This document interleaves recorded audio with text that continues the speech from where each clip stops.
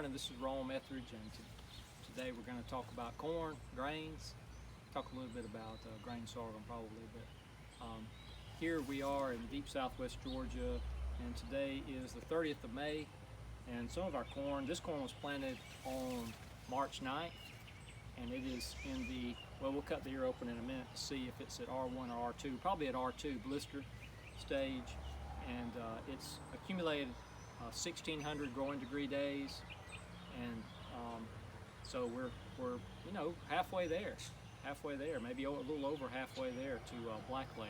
So this corn looks good. It's good and tall, and growing well irrigated, and we've been a little worried lately about pollination, and because of the high heat. I believe this pollinated likely before we had such high heat this week. Once, of course, we have the pollen falling from the top of the plant, from the tassel down to the silk. Pollen grain has to touch each silk, one grain each silk, and comes down to each grain. So it's really an amazing process. And yes, we're at R2 here, and once pollinated, the silks will fall away from that grain. See here, a silk that it just got stuck in there. That's the only reason it didn't come off. But once in a while you'll see, well, here's a miss, pollination miss, and that silk was still holding there. So see a few misses here and there, but overall, here's a miss, there's a miss. You won't see these later during the life of the corn because these kernels around it will fill in, and you really won't notice much unless there is a tremendous number of misses. Normally we have well, we almost always have an even number of kernels around the ear, 2, 4, 6, 8, 10, 12, 14. This one has 16. Often, this is a very high plant population in this field. If it was a lower plant population, might have more rows. And then generally on the way out, you have 30, 35, the length of the ear. This is as long as this ear is going to get right now. So now we're going to be concentrating on fill it, on our grain fill time. And so this is at the very critical time for water right now, and so that's looking good. One thing I wanted to point out is we want to really protect the plant now because the photosynthate that we're producing, the sugars and all that we're producing, that's going to the ear.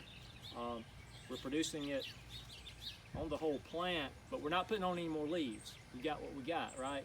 And so got sunlight hitting these leaves, going into, this is where the ear was, going into the ear, and these three leaves around the ear are very important. They have a big leaf area, and they're close to the ear, and I've seen research reports saying over 60% of the photosynthetic activity of these 3 ears is what feeds that ear. So very important to protect these from any disease problems, any other problems. This one, they flew on some potassium and caused some burn. It was dry when they flew it on, but then the potassium that got down in the whorl did burn it across that leaf, and so you see that problem throughout the field.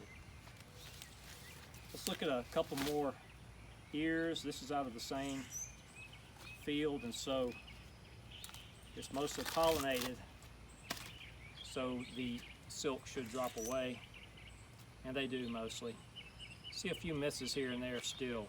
I'm worried next week we'll see even more misses as we get into the corn pollinated during this time of intense heat. Okay, here's an ear from a younger plant, much younger plant that was in it was silking, so the R1 stage, reproductive phase 1, but it's just started the silking pollination process, and we know that because the silks are still attached to the kernels, right? Once the pollen hits the silk, travels down the silk and fertilizes the kernel, these will start to fall off.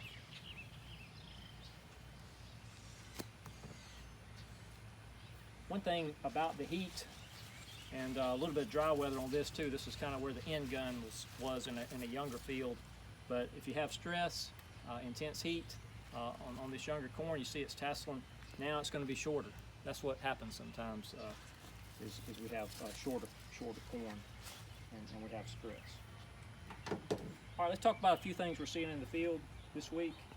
This is a problem called purple leaf sheath. It's not really that big a problem, but you're starting to see it a little bit here, and it has to do often with pollen falling down, getting behind the leaves here, and also going to be very tan and then purple around the outside. Purple leaf sheath is really a cosmetic deal, nothing really to worry about, but often people identify it as a problem.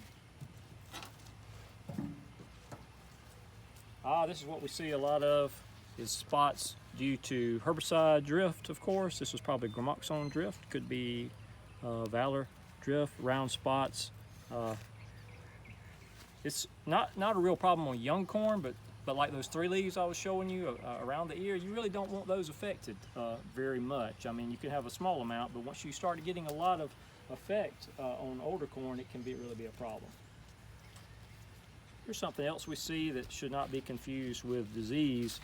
It's leaf miner. Tiny fly lays an egg, and the tiny larvae mines through the leaf there. There's the back side. See where the tiny larvae feeds in between the layers of the leaf, so it's pretty small, but leaf miner there. Here's another example of leaf miner damage. Not a real problem, but once in a while you can have a good bit of it. Here's something else we're seeing in the fields this week is thrips injury on corn, and you'll see that whitish, and sometimes you'll still have a little necrotic area there where the thrips feed. It's just cosmetic, it's nothing to worry about, but some folks get upset about it.